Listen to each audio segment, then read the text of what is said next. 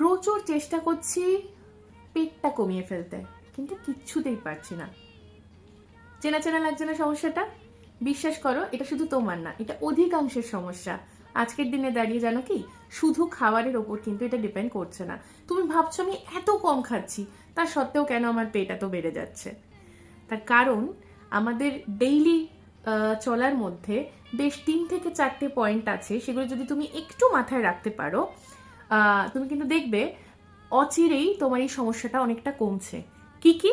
Just চলো একবার দেখে নিই। নাম্বার 1, যদি তুমি প্রত্যেকদিন রাত্রিরের খাওয়াটা ভীষণ লেট নাইট করে খাও, 10টা, 10:30, 11টা, দেখবে তুমি যত যাই করো তোমার কিছুতেই বেলি ফ্যাট কমবে না। নাম্বার 2, সারাটা দিন যদি অসম্ভব স্ট্রেসের মধ্যে কাজ করতে হয়, দেখবে যতই চেষ্টা করো তোমার বেলি ফ্যাট কিন্তু end of the day same থাকছে। নাম্বার 3, সব কম করে দিয়েছি কিন্তু কিছুতেই সুগারের পরিমাণ খাওয়ার থেকে কমাতে পারছি না।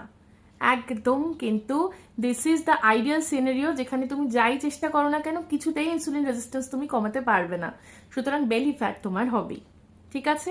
তো এই 3টে জিনিসকে আমরা যদি একটু মডিফাই করার চেষ্টা করি, মানে ধরো তুমি রাত 10টায় ডিনার করছিলে, সেটাকে একটু আগে করে 1 ঘন্টা আগে অর্থাৎ 9টায় ডিনারটা সারার চেষ্টা করো।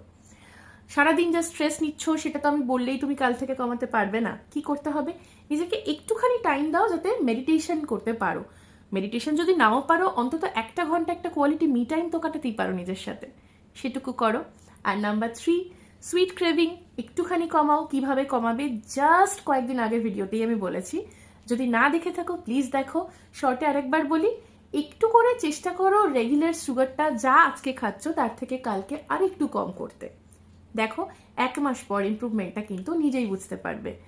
জাস্ট এই 3টে যে পয়েন্ট ডিসকাস করলাম, এই পয়েন্টের মধ্যে তোমার কোনটা মনে হয় যে তোমার বেলি ফ্যাটের জন্য দায়ী, প্লিজ আমাকে কমেন্ট সেকশনে জানাও।